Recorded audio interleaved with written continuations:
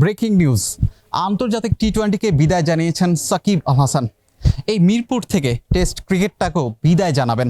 ঘরের মাঠে সাউথ আফ্রিকার বিপক্ষে আগামী মাসের মাঝামাঝিতে যে টেস্ট ম্যাচটা হবে সেটা কিন্তু এই মিরপুর থেকেই তিনি বিদায় জানাবেন। দীর্ঘদিন ধরে তিনি কিন্তু আসলে ব্যাটিং নিয়ে স্ট্রাগল করছেন।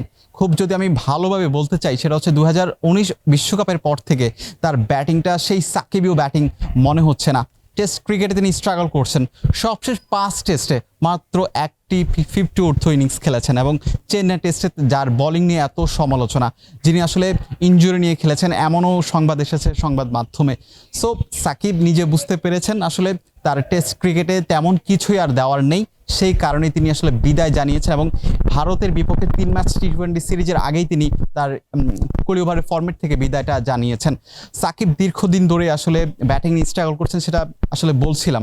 টি-20 ক্রিকেটে এ পর্যন্ত তিনি আসলে 129টা ম্যাচ খেলেছেন, যেখানে 2500-রও বেশি রান করেছেন, সর্বোচ্চ 82 তার এবং 13টা 50 হাঁকিয়েছেন। টি-20 ক্রিকেটে তিনি যে আসলে ব্র্যান্ড অ্যাম্বাসেডর, বিশেষ করে অলরাউন্ডারদের কিং, বিশ্ব ক্রিকেটে বিশ্বব্যাপী ফ্র্যাঞ্চাইজি ক্রিকেট খেলে বেরিয়েছেন।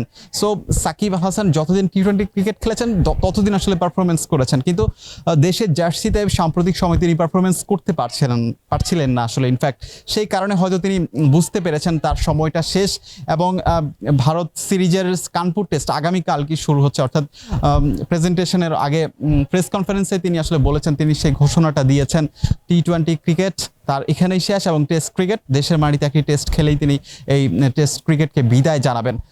যেটা বলছিলাম আসলে সাকিবের যে ফিঙ্গার ইনজুরি নিয়ে অনেক আলোচনা হয়েছিল, চেন্নাই টেস্টে তিনি আসলে কতটুকু বোলিং করতে পারছেন বা তিনি যে আসলে রিদমে আছেন কিনা, বিশেষ করে তার হেড পজিশন এবং চোখের যে রেটিনায় সমস্যা হয়েছিল এরপর থেকেই তিনি আসলে নিজেকে হারিয়ে খুঁজছেন। ব্যাটিংটা খুব ভালো যায়নি।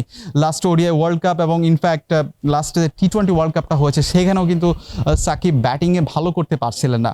অর্থাৎ সাকিবের কাছ থেকে যে ধরনের প্রত্যাশা থাকে, ব্যাটিং ভালো করবেন, মিডল অর্ডারে তিনি ভালো করবেন, দলকে গুছিয়ে রাখবেন পারফরমেন্সের দিক দিয়ে, সেই সাকিব কিন্তু আসলে সাকিবের মতো লাগছিল না। সব কিছু মিলিয়ে আমরা বলতেই পারি নক্ষত্রেরও একদিন পতন হতে হয়। বাংলাদেশ ক্রিকেটে নিশ্চিতভাবে সাকিব আল হাসান একজন ব্র্যান্ড অ্যাম্বাসেডর, একজন পোস্টার বয়, নক্ষত্র।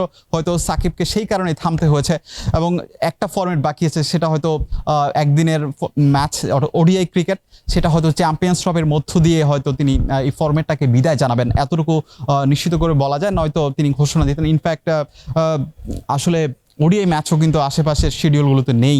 সো সেই হিসাবে তিনি হয়তো চ্যাম্পিয়ন্স ট্রফি পর্যন্ত তিনি অপেক্ষা করবেন এবং নিজেকে আরও মোটিভেট করে অন্তত এই ফরম্যাটের খেলা চালিয়ে যেতে চাইবেন।